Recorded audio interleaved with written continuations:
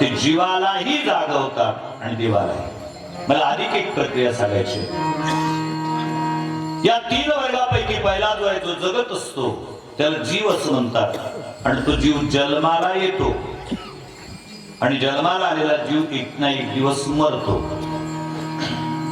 तो मेल्यानंतर जी साजरी केल्या जाते त्याला तेरवी असं म्हणतात आणि जर चांगला असला तर वर्षाकाठी साजरं केल्या जाते त्याला वर्ष श्राद्ध असं म्हणतात। किंवा ते पुढे एक वाक्य बोलतो, ज्याच्या आपल्या वडिलांवर श्रद्धा असते तोच त्याचं श्राद्ध घालत असते। ज्याची वडिलांवर श्रद्धा नाही ते बरेच बाप श्राद्धाला सुद्धा श्राद्धापासून सुद्धा वंचित असतात।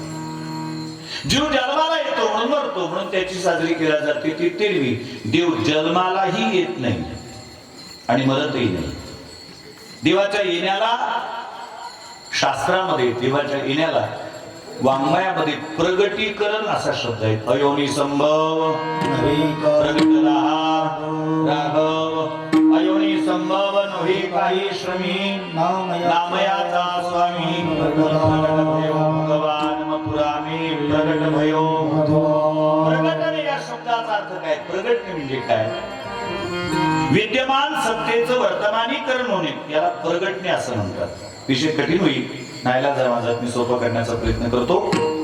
आपल्याकडे ते आगपेटी आहे, तुमच्याकडे काय म्हणतात?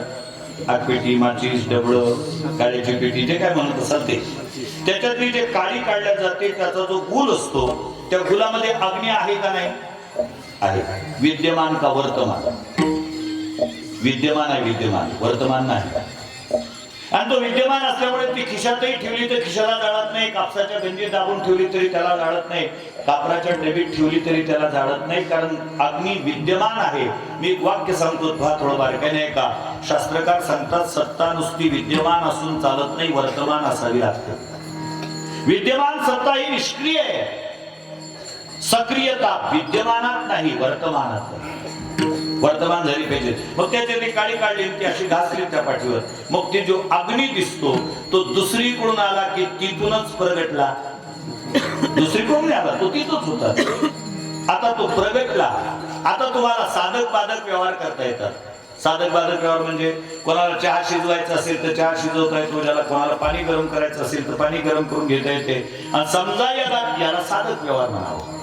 आणि समजा याला कदाचित एखाद्याच्या मनात आलं की आपली बातमी उद्याच्या पेपरच्या पहिल्या पानावर आली पाहिजे आणि आपली पुण्यतिथी पुढच्या वर्षीच्या पंचांगात छापून आली पाहिजे, कधी करता येईल?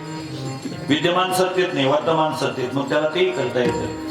तसं परमात्मा या जगतामध्ये विद्यमान आहे। विठ्ठल जडी भरला आदिम्या दृष्टीने